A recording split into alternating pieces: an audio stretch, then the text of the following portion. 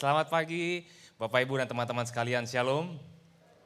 Senang sekali bisa ketemu, terima kasih untuk sambutannya yang hangat sekali buat saya dan keluarga selama kami datang ke Surabaya. Kita tadi sudah berdoa sama-sama, betul ya? Saya mau bertanya Bapak Ibu dan teman-teman sekalian. Apa yang anak kecil punya, sebuah perasaan dia, yang anak kecil punya, yang orang waktu makin dewasa, makin banyak punya. Waktu kecil dia udah punya. Waktu dia bertumbuh makin dewasa, dia makin lebih lagi punya satu perasaan ini. Apa kira-kira?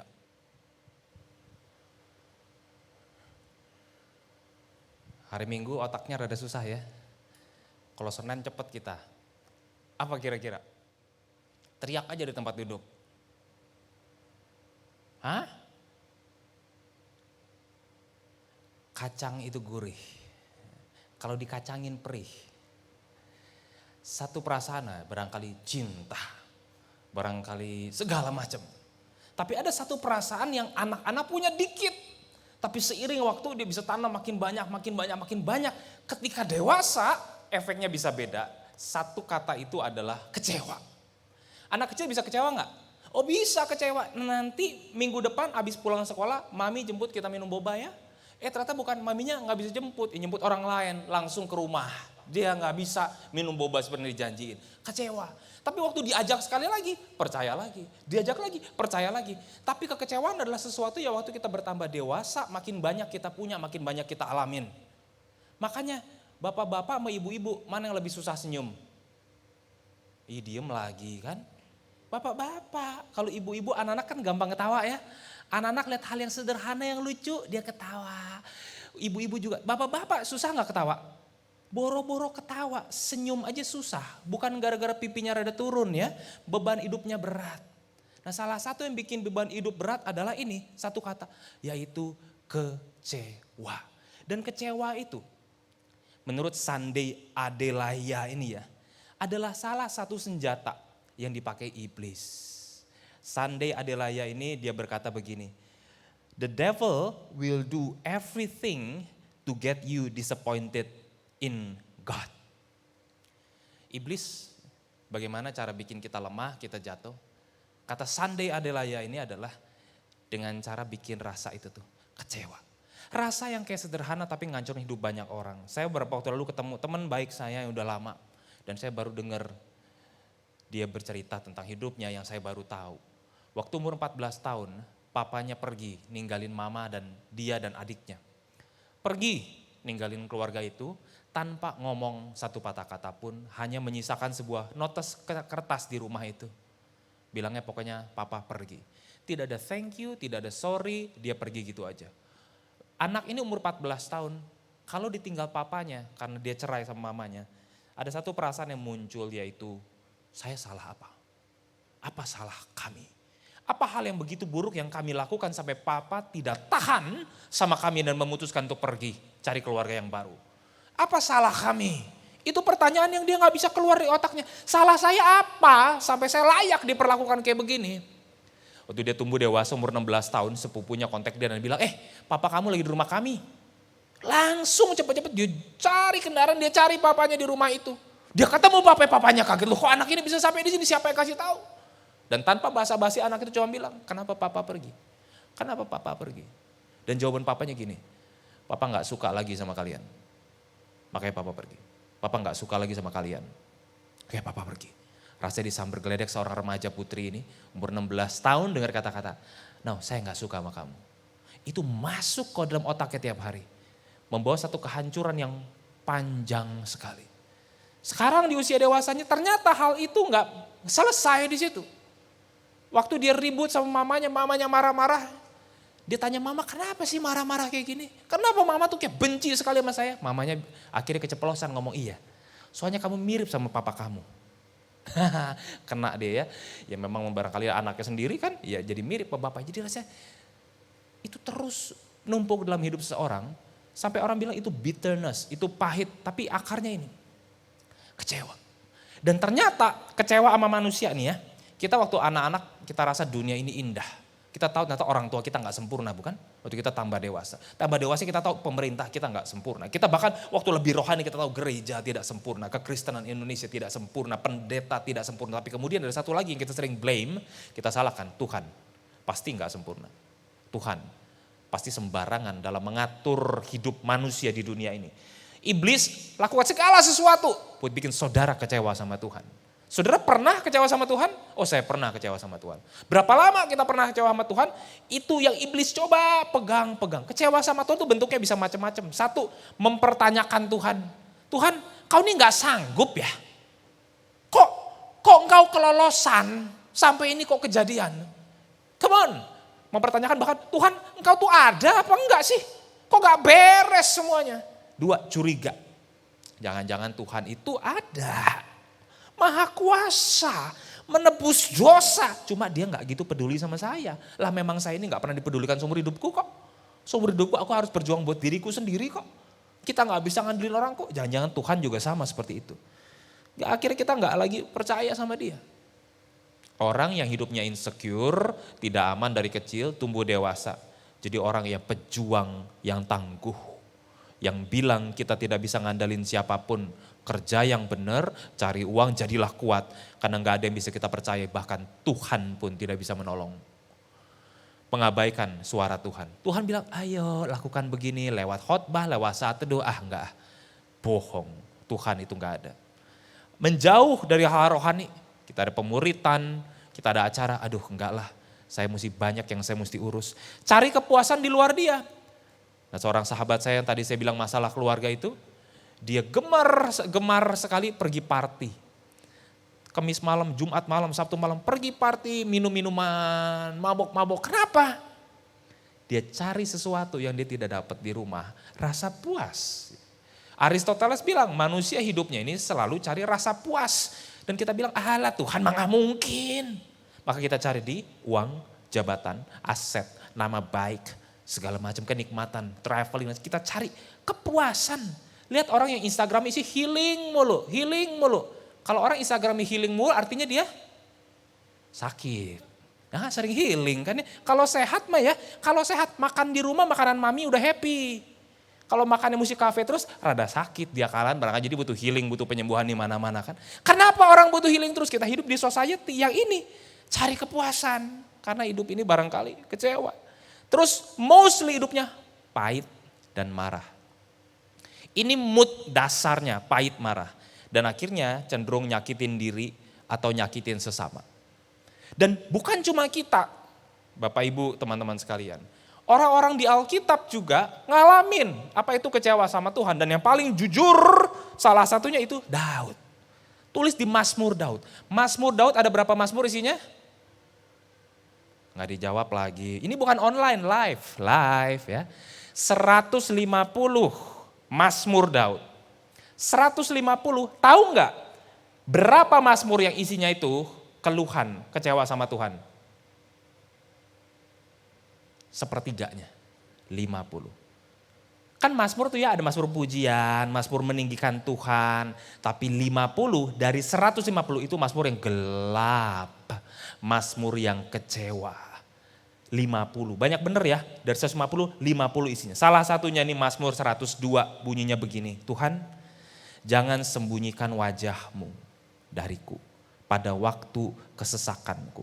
Pada hari aku berseru, sendengkan telingamu kepadaku, jawab aku dengan segera. Daud bilang, Tuhan waktu aku lagi dalam kesesakan, bahasa Ibraninya tuh aku dalam tempat yang sempit, lalu ada musuh. Ketika aku lagi mentok, jangan sembunyikan wajahmu. Wajah Tuhan, jadi Tuhan. Lah, Tuhan, kok gak ada? Daud pernah ngalamin itu berkali-kali. Maka dia bilang, kali ini Tuhan, waktu saya lagi perang, saya lagi mau mati, saya lagi dikeroyok. Jangan sembunyikan wajahmu. Wajah Tuhan itu adalah simbol dari hadiratnya. Panekah, kehadiran Tuhan yang siap nolong. Bukan cuma bukan gitu. Ada wajah Tuhan, ada kehadirannya. Dan Daud bilang, berapa banyak dalam hidup saya Saya berseru, saya nggak dapat wajah Tuhan. Waktu saya punya masalah berat, saya bilang, Tuhan, seandainya yang duduk di sebelah saya itu Hotman Paris. Itu doa saya nggak akan takut siapapun. Oh ada masalah, sebelahku Abang Hotman Paris. Setuju semua? Tapi yang duduk samping saya bukan Hotman Paris. Yesus Kristus. Kalau Abang Hotman udah marah duluan, Yesusku kok diem aja. Tuhan, engkau ini ada gak membela aku waktu aku kena masalah ini? Barangkali kata-kata sama kayak Daud. Tuhan, jangan sembunyi dong.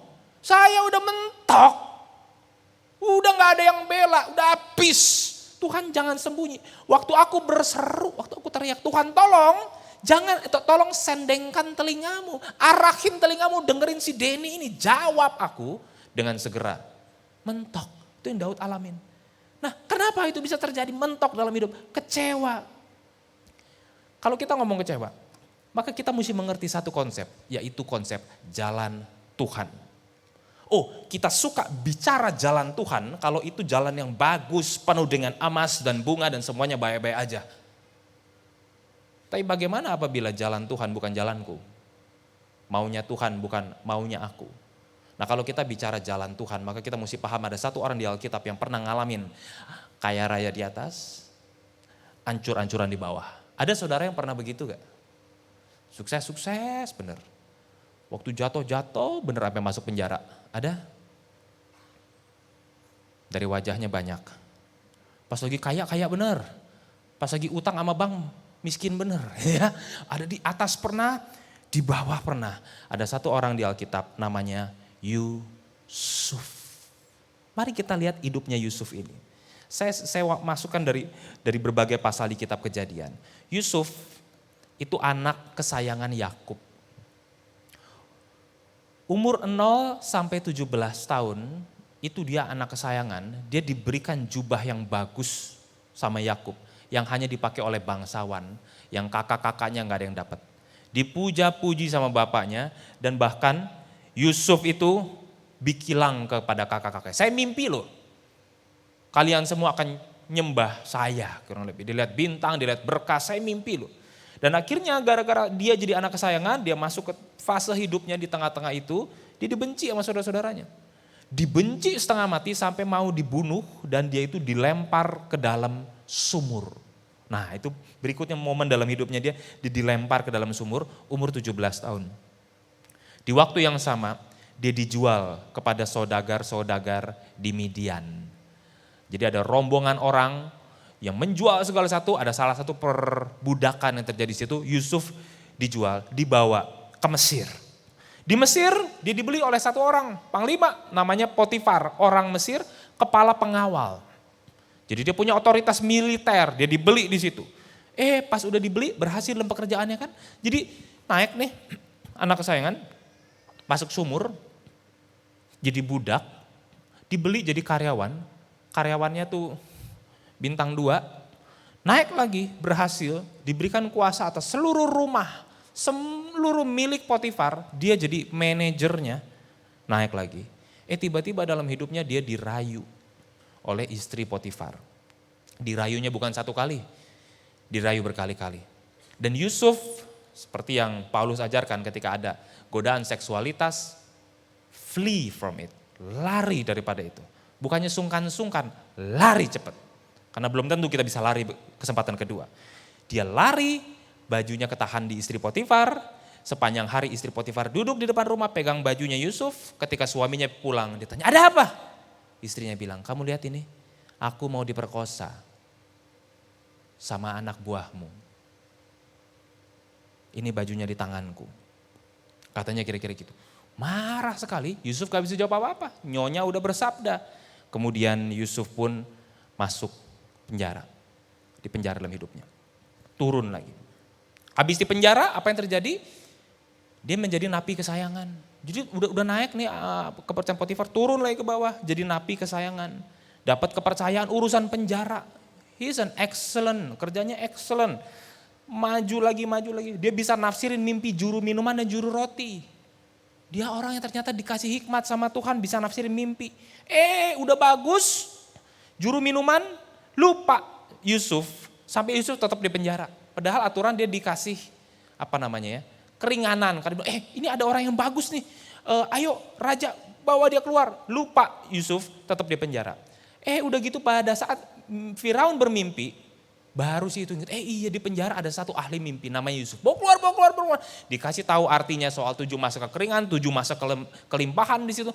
Yusuf manage dan Yusuf menjadi raja muda di Mesir. Saudara, kita familiar kisah ini di Alkitab. Di satu titik ketika seluruh dunia kelaparan, Israel mesti datang ke Mesir buat dapetin gandum, buat dapetin makanan di situ. Datang juga kakak-kakaknya Yusuf. Waktu Yusuf lihat dari jauh, waduh, ini abang-abangku. Sekarang dia mau datang. Ini orang yang tutupin aku di sumur, aku berteriak minta tolong, mereka ketawa. Mereka sembelih domba.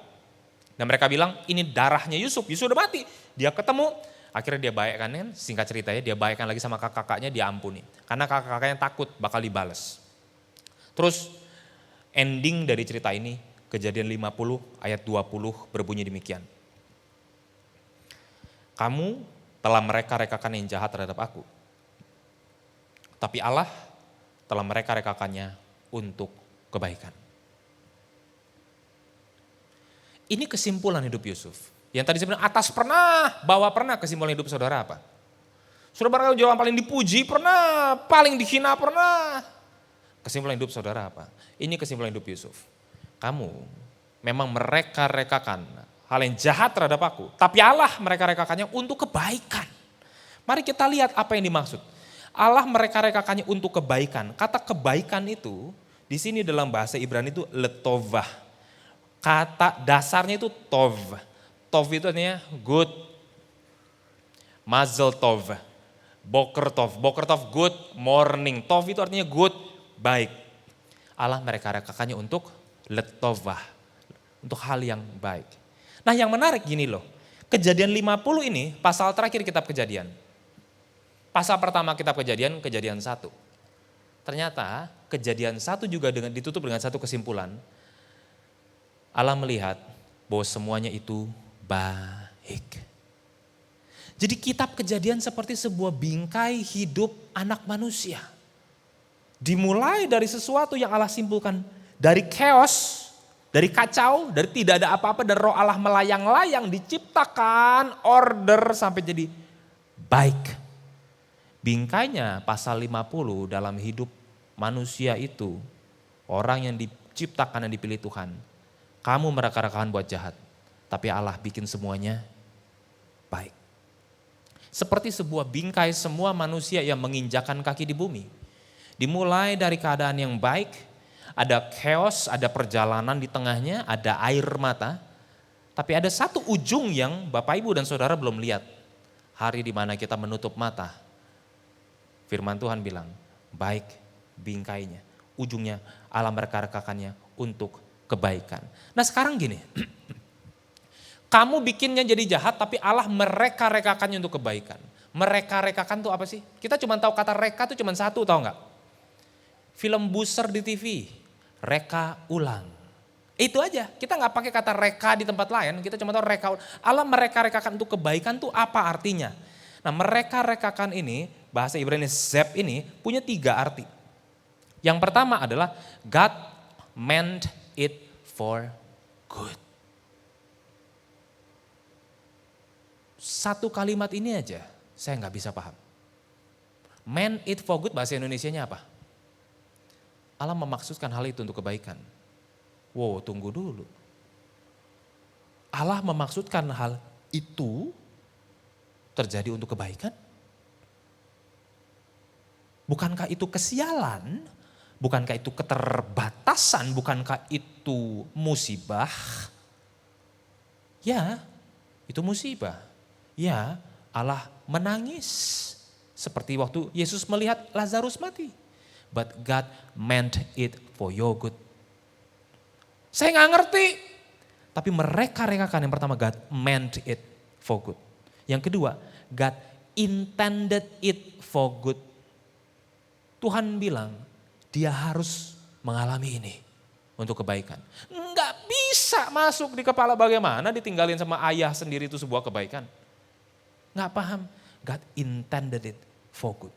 Dan yang ketiga, God planned it for good. Ada kebaikan yang direncanakan keluar dari masalah itu. Amin. Kita ulang tahun 1 dekade. 10 years, 10 tahun, waktu yang panjang. Dan di saat itu kita merayakan satu hal yang kita mungkin suka lupa dalam doa. Kesetiaan Tuhan. Menyembah Tuhan karena kesetiaan Tuhan yang panjang. Tapi hari ini saya kontraskan kesetiaan Tuhan dengan kekecewaan manusia. Bagaimana kita bisa bilang Tuhan setia di satu sisi, tapi sisi lain ya kita sakit hati juga, kita kecewa bahkan sama Tuhan. Gimana mendamaikan kedua ini? Yang pertama di sini, Tuhan mereka-rekakan. Apa yang saudara bilang itu sial, rugi, jatuh, jahat, sampai engkau kehilangan dirimu, separuh gila, separuh depresi dan lain-lain. Yes, itu bisa terjadi, tapi ingatlah Allah mereka-rekakannya untuk kebaikan. Allah memaksudkan itu untuk hal yang baik, Allah merencanakan itu untuk hal yang baik. Karena Paulus bilang, sekian ribu tahun kemudian Allah turut bekerja dalam segala sesuatu untuk mendatangkan kebaikan. Yuk kalau kita lihat kalimat ini kata kuncinya di mana? Allah turut bekerja dalam segala sesuatu untuk mendatangkan kebaikan bagi mereka yang mengasihi Dia. Saya akan mulai dari kata turut bekerja. Gini loh guys, kalau hidup kita lagi susah, kita pikir Tuhan itu tidak turut bekerja.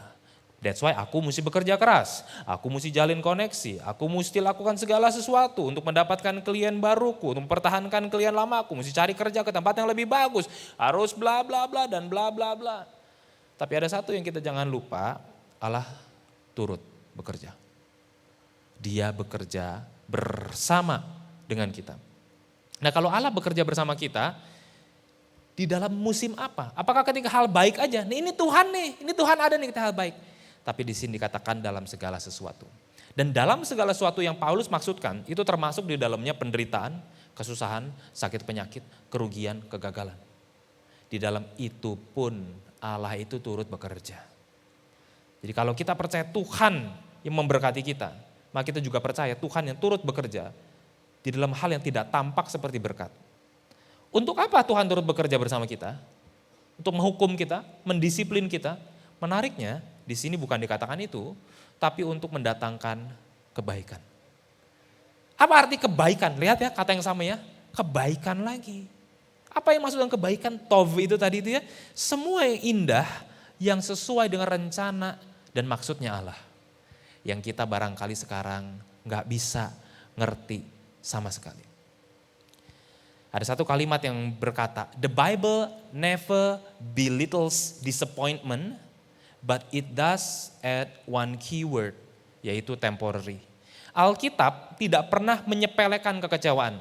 Gak pernah gini, oh kecewa ya? Oh jangan, itu cuma perasaan kamu doang, jangan kecewa. Enggak, Alkitab tidak pernah meremehkan kekecewaan kita, tapi dia menambahkan satu kata, temporary, sementara sifatnya. Sementara sifatnya. Saudara punya pengalaman seperti itu? Sementara sifatnya. Saya punya seorang ayah yang membuat saya kecewa. Karena dia punya bisnis sound system. Lama bertahun-tahun. Alat pemancar gitu-gitu deh, telekomunikasi, dan saya itu ikut bantuin papa saya kerja. Satu titik, dia tinggalkan itu semua, dia tinggalkan semua usahanya, dia memulai sesuatu yang baru, yang jauh lebih tidak profit, tidak menguntungkan. Kenapa papa tinggalin? Karena korupnya terlalu banyak, nyogoknya terlalu banyak, kotornya terlalu kotor. Duit boleh kenceng, tapi kewarasan mulai kendor. Jadi mulai dipikir apa yang dilakukan, papa saya ambil langkah, dia harus tinggalin semuanya itu. Waktu ditinggalin, morat-maritlah keluarga. Tapi klien lama, orang-orang yang masuk, bahkan orang dari kantor-kantor atas datang ke rumah. Pak jangan ditinggalin, karena yang main ini di Indonesia, ini pemasoknya ini dari bapak yang bisa pasang gini. Ayo Pak masuk lagi, nanti kita kasih mobil, kita kasih gini, kita kasih gitu, wah semua dilancarin lagi. Karena dulu papa saya diangkat jadi ketua proyek fiktif di sebuah badan pemerintahan. Zaman dulu namanya Lupa saya nama badannya. Sebab di zaman Gus Dur udah dibubarin. Masukin segala macam, jadi pimpinan proyek, keluar. Udah keluar, hidup jadi berantakan dong. Karena dulu semua uang itu, waduh bersin aja kayaknya dapat proyek kan ya. Sekarang kita mau cari kerjaan proyek susah. Tapi waktu itu jadi susah semua. Temannya datang ke rumah malam-malam, kamu tuh bodoh ya, dibodoh-bodohin. Ya memang begini, kita kerja sama nggak bisa lah ya, kita mesti semua bla bla. Kamu jangan bodoh, pikirin anak istrimu, wah dia cerita panjang lebar. Tapi waktu itu papa saya tetap enggak.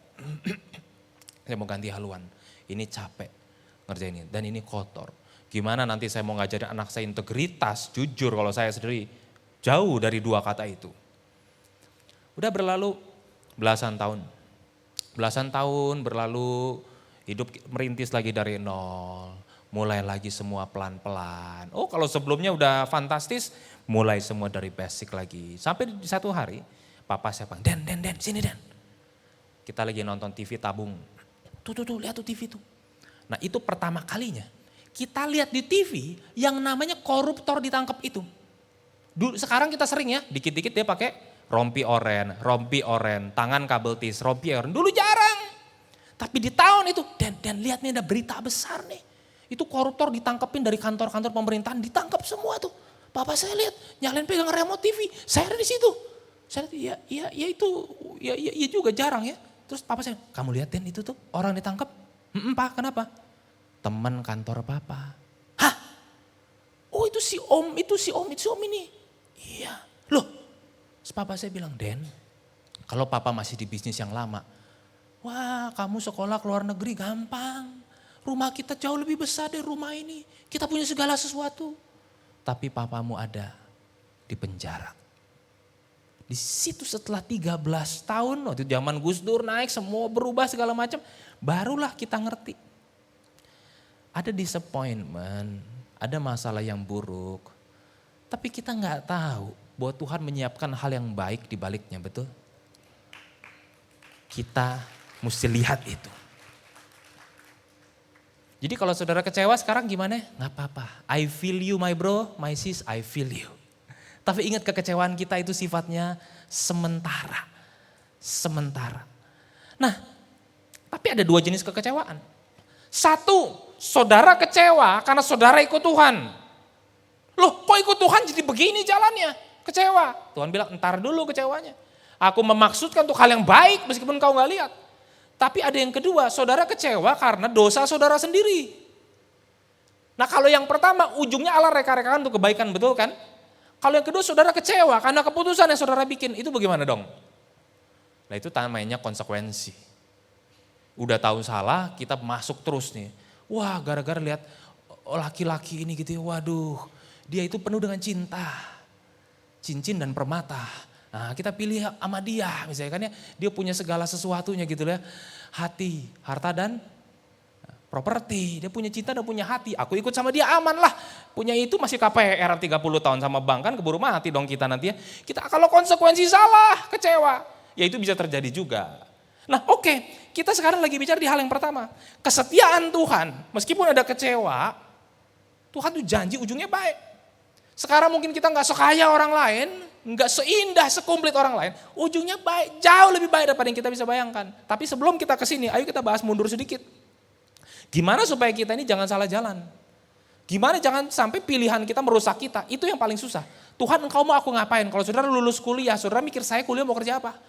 Saya mau lanjutin kerjaan orang tua, saya mau ngelamar, saya pindah keluar kota, saya mau pindah keluar negeri. What should I do with my life? What is my life calling? Should I stay or should I go? Udah muak banget di kerjaan ini. Mau kerjaan lain tuh atau gimana? Gimana cara cari kehendak Tuhan? Nah ini dulu kita mesti beres, baru kita bisa geser ke sana. Nah ada 5 cara yang saya mau share supaya jangan kita jatuh kepada kekecewaan. Yang pertama, yang konsekuensi sifatnya. Ada 5 cara bagaimana saya dapat mengetahui apa yang Tuhan mau, apa itu jalan Tuhan. Kita bicara jalan Tuhan. Nah, maka ada 5 CS yang dikasih sama Nicky Gamble. Pertama, saudara boleh foto gambar ini, karena ini gambar memberkati saya banget ya. Sayanya ngumpet dulu deh, nggak usah ya. Apa CS pertama? Kalau kita tahu Tuhan mau saya kerjain ini, ambil proyek ini atau tidak. Seperti saya bilang, papa saya lepasin bisnisnya gede-gedean. Dia tinggalin semuanya. C yang pertama, commending scripture. Oke. Ini difirmankan, disuruh sama firman Tuhan bukan? Oh ini passionku. Tapi passion lu maksiat. Nah itu udah jelas bukan commanding scripture dong. Nah yang pertama ini loh. Aku mau lakukan ini, aku mau jadi itu. Itu yang firman Tuhan perintahin bukan? Oke. Jadi kita milih pakai perasaan kadang-kadangnya. Ini perasaan, nyari jodoh. Tuhan apakah dia yang tepat buatku? Kalau dia pakai baju merah datang ke New Life Tuhan. Pakai baju merah, emak-emak semua misalnya. Seusia mami kita kan gak cocok dong. Apa yang pertama standarnya commanding scripture? Firman Tuhan nyuruh gak? Tuhan ngarahin ke situ gak? Ini belum ngomong perasaan dulu. Bible. Firman Tuhan ngomong itu enggak? Commanding scripture. Kalau tadi kan Bapak saya udah jelas. Ini kotor bisnisnya. Semua orang bilang itu normal. Ya kita kalau lama di dalam kita juga bilang normal. Pastilah kita di dalam kita makan dari situ ya enggak. Bible bilang apa nih? Commanding scripture. 2. Itu kita mau lakukan sesuatu. Kita mau pilih kota, pilih kerja, pilih rumah, pilih pasangan. Ada compelling spirit. Compelling spirit itu ada roh di dalam diri kita yang bilang, kayaknya saya ada dorongan buat lakuin ini nih. Saya ada dorongan buat ngerjain ini. Meskipun ini kayaknya nih susah, gak bisa, tapi saya ada dorongannya. Tapi periksa dorongan itu, apakah itu dari satu roh di dalam diri kita yang mendorong kita? Iya, saya pingin lakuin. Kayaknya gak populer, gak untung, bahkan saya mungkin akan kehilangan pengikut saya dimanapun. Tapi saya terdorong untuk lakukan ini. Itu yang kedua ya, compelling spirit. Ada dorongan dalam hati kita. Yang ketiga, Council of the Saints. Council of the Saints itu nasihat dari orang-orang kudus. Nasihat dari orang-orang yang hidupnya berjalan bersama dengan Tuhan. Kita tanya mereka, Kak, menurut kakak bagaimana kalau saya lakukan hal ini? Bukan hanya bicara kepada orang yang wise, yang berpengalaman. Tapi bertanya pada orang yang hidupnya dekat sama Tuhan. Apa kata mereka? Kalau kita mau nembak cowok, nembak cewek. Suka sama dia, tembak gak? Kita tanya ke teman-teman sepantaran kita. Yang sama rusaknya sama kita. Dia belum tahu ceweknya yang mana, dia udah bilang tembak, tembak. Pas kita ditolak dia yang bilang, gitu kan. Nah itu cari nasihat dari orang yang salah. Tapi the Council of Saints ini cari nasihat dari orang-orang hidupnya bergaul sama Tuhan. Council of Saints. 4. Common sense. Masuk akal gak? Masuk akal. Aduh saya ada dorongan loh. Untuk menjual ginjal saya. Sebentar, gimana? Jual ginjal saya. Buat apa? Buat bikin panti asuhan. Bagus sih. Tapi ginjal kamu tahu cuman berapa? Cuman 2. Yang satu pun belum tentu berfungsi 100%. Mau diambil satu ya nanti kamu jadi, anak-anak mau jadi panti asuhan juga nanti yatim piatu anakmu misalnya kan. Common sense enggak? Nah ini yang berikutnya. Ya mungkin ada orang dorongan seperti itu, tapi ini filternya kan, meriksa. Masuk akal nggak sih logikanya gitu ya. Dan terakhir, circumstantial signs. Ini tidak boleh jadi yang pertama. Apa tahu nggak circumstantial signs itu saudara? Tanda ajaib dari Tuhan. Tuhan, kalau pagar rumahku tiba-tiba kebuka sendiri di malam hari, itu tandanya aku mesti pindah dari rumah ini. Tanda yang aneh-aneh gitu loh. Tuhan, kalau tiba-tiba aku mau parkir mobilku berubah. Tempat parkirnya, aku tahu itu keajaiban darimu. Aku mesti ganti mobil baru. Circumstantial sign itu kita paling suka. Minta tanda sama Tuhan. Aneh-aneh kita minta, terus Tuhan kasih. Gini loh Bapak Ibu, itu boleh. Tapi peringkatnya nomor 5. Jangan jadi nomor 1. Karena bisa kecampur nantinya. Bisa kecampur jadinya ntar keputusan kita salah. Oke, 5 ini udah ya. Nah jadi inilah gimana kita jalan di jalannya Tuhan. Melayani Tuhan. Sebab kalau kita kecewa di jalan ini. Tuhan ini gimana gak becus. Malaikat sama Tuhan ikut bingung. Lah situ yang masuk, situ yang komplain. Situ yang bikin masalah terjerembab kan. Ya udah sekarang gimana kita beresinnya. Nah tapi orang yang berjalan di jalan Tuhan. Itulah yang kemudian bisa ngelihat. Allah turut bekerja dalam segala hal untuk mendatangkan kebaikan. Karena dalam hidup ini Tuhan itu baik. Tuhan itu tidak selalu menjawab maunya kita. Karena kita itu firman Tuhan bilang gak tahu apa yang kita minta. Kita mintanya batu. Tuhan kasih roti. Kita marah, Tuhan aku gak mau batu, aku gak mau roti, aku maunya batu. Tuhan lihat kita minta batu, Tuhan bingung kan? Lu mau apa batu, gak bisa dimakan. Dibikin jadi batu akik bisa sih, tapi mati kelaparan. Kita minta salah. Tuhan kasih ikan, kita buang ikannya. Enggak, aku mau ular. Gitu kan ya. Kita gak tahu apa yang kita minta. Nah makanya kita lihat, kalau Tuhan bilang, iya maju. Jangan salah, He is increasing your faith. If God says yes, He is increasing your faith. Oke, lakukan. Oke, imanku mesti lebih kuat untuk jalani satu kerjaan yang baru, proyek, relasi, season hidup yang baru. Tapi kalau Tuhan bilang wait, tunggu. Tuhan sedang increasing your patience. Tuhan sedang bilang sabar. Ini yang ngomong Nicky Gamble, orang yang sama dengan yang ngajarin the 5C itu tadi ya. Sabar, sabar. Kamu ini terlalu tergesa-gesa. Kamu ini selalu dapetin apa yang kamu mau, kapan kamu sekarang. Sabar. Tapi ini yang paling susah. Kalau Tuhan bilang tidak. Tuhan bagus loh ini Tuhan. Tidak. Bagus aku bisa begini, bisa begitu pakai ini Tuhan. Tidak. Percayalah Tuhan siapkan yang lebih baik buat kita semua. Amin. Ini yang perlu kita lihat. Ketika Tuhan tutup pintu. Ketika Tuhan bilang tidak. Tuhan lagi siapin sesuatu yang baik. Ini yang perlu kita pegang di sini. Nah firman Tuhan Yesaya 55 ayat 8 sampai 9 bilang. Sebab rancanganku bukan rancanganmu. Jalanku bukan jalanmu. Demikian firman Tuhan. Seperti tinggi langit dari bumi. Demikian tingginya jalanku dari jalanmu. Dan rancanganku dari rancanganmu. Kok beda Tuhan maumu dengan mauku? Tuhan bilang beda. Ideku, my plan and my way itu di atas langit, kamu di bumi. Langit sama bumi beda jauhnya berapa jarak? Tak terhingga. Segitu jauhnya rencana kita. Nah kemarin malam saya ketemu Pastor Karsten. Pastor Karsten bilang, Denny saya juga dalami ayat itu loh. Saya dapetin konteks yang menarik. Kemarin malam saya lihat lagi di buku. Wih Pastor Karsten bener loh. Saya lihat di buku beliau ngomong ternyata bener. Artinya beliau adalah buku berjalan ya. Nah teaching pastor kita, coba saya cek, bener juga semua buku-buku ngomong hal yang sama dengan Pastor Carson. Yaitu gini, di sini Yesaya lagi ngomong kata-kata Tuhan, manusia, tobat, rusak hidupmu. Itu kata-kata Yesaya lewat Tuhan, tobat. Padahal nih Israel hidupnya bukan lagi bagus, hidupnya lagi susah, lagi dijajah. Tobat, hidupmu ngaco. Yesaya bilang gitu.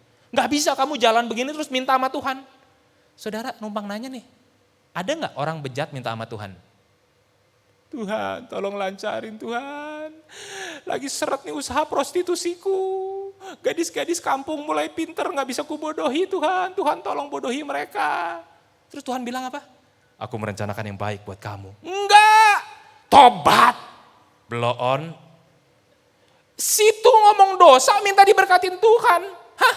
Emang Tuhan boneka apa? Kita suruh, kita punya ngaco, korup Tuhan. Tolong butakan mata KPK. Lah, saya bikin KPK melek bukan merem. Situ suruh merem. Ngapain kita jadi presiden bayar pajak kalau gitu kan? Nah di sini orang bisa berdoa gitu. Di sini Yesaya bilang, jalanmu sama jalan Tuhan itu salah. Tobat, lepas. Jangan harap hal yang baik. Tapi hidup di jalan yang jauh sama maunya Tuhan. Dan berharap kita dapat hal yang baik, dapat berkat tiap hari. Nggak bisa, nggak nyambung. Nah di sini dibilang gitu. Jangan pakai jalan kamu yang salah, kata Yesaya. Jauh tingginya jalanku dari jalanmu, jauh. Justru makanya tadi kita pakai 5C. Tujuannya apa Bapak Ibu, teman-teman sekalian? Ayo geser. Ayo geser. Saudara mau ngalamin kemurahan Tuhan? Saudara mau ngalamin kesetiaan Tuhan? Saudara mau memahami kekecewaan dalam kacamata anugerah Tuhan? Geser dari rancanganku.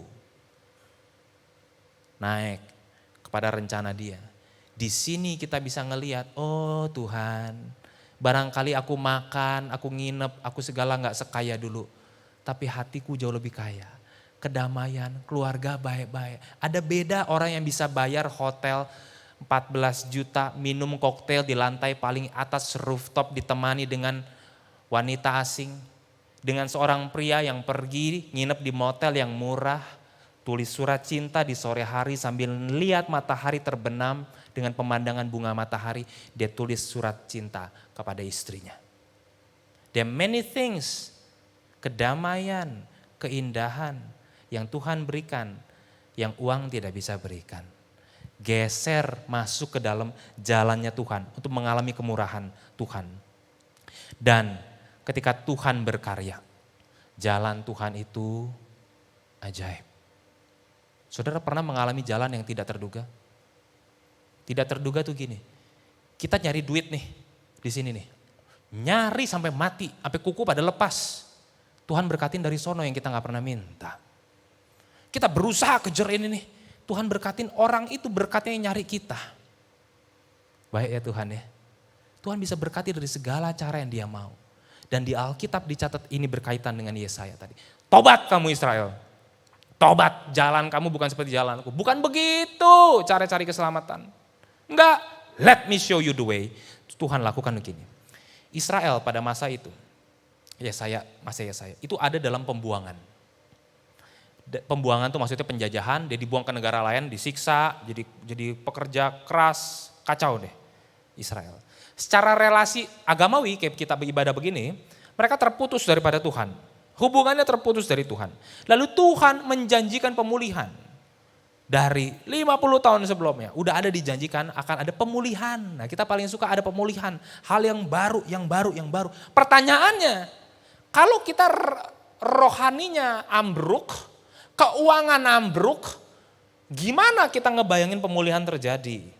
Nah buat orang Israel, kemenangan terjadi kalau Tuhan tiba-tiba melahirkan orang yang sehebat Daud. Simpson 2 kalau boleh kita lahir lagi. Tiba-tiba bisa lawan orang Media Persia, lawan orang Babel menang. Ada Daud, ada Simpson lahir bersamaan.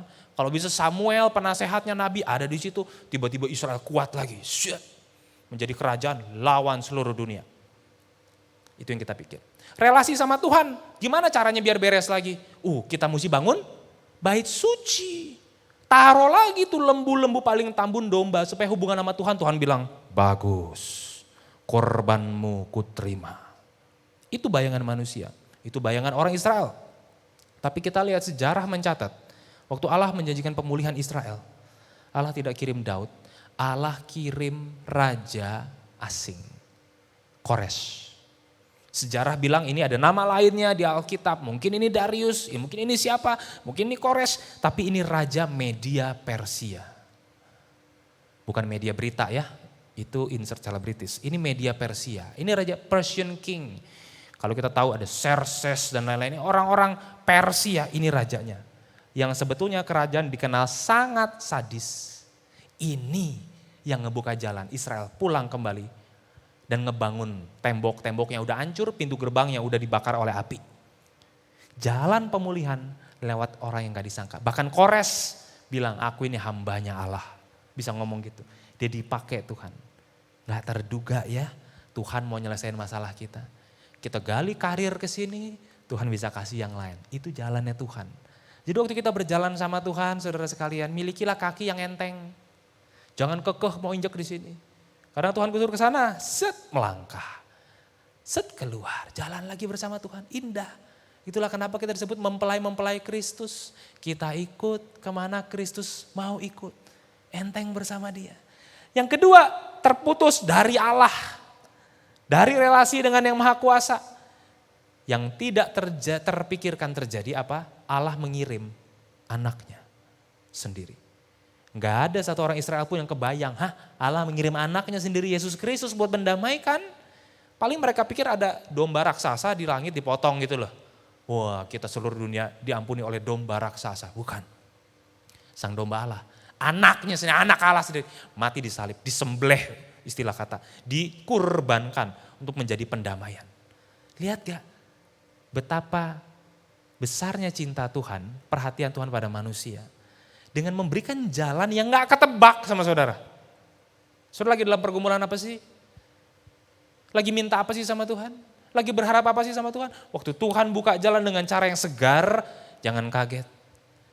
Tuhan bukakan jalan dengan luar biasa, jangan kaget. Karena itulah Tuhan kita dari ribuan tahun yang lalu. Cara-caranya tidak terselami, tapi mendatangkan kebaikan.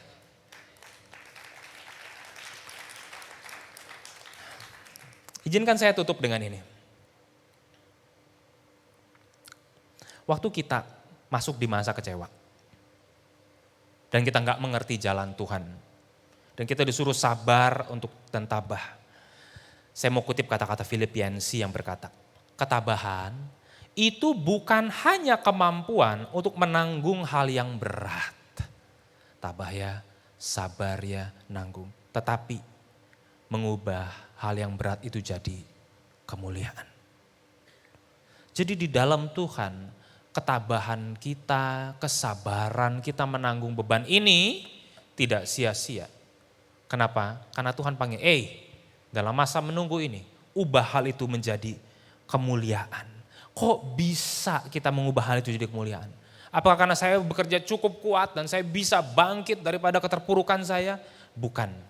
Karena ada satu kuncinya, ada satu rahasianya. Begini, kalau Allah memalingkan wajah terhadap Denny, Allah memalingkan wajah terhadap Daud, gak ada manusia yang bisa tahan. Gak ada manusia yang tahan apabila Allah memalingkan wajahnya dari kita. Tapi tahu gak? Ada satu orang yang berteriak kepada Allah, Bapa, Bapa. Dan Allah tetap gak lihat dia. Allah tetap memilih untuk memalingkan wajah dan tidak mendengar seruannya. Yaitu dia sang anak di kayu salib.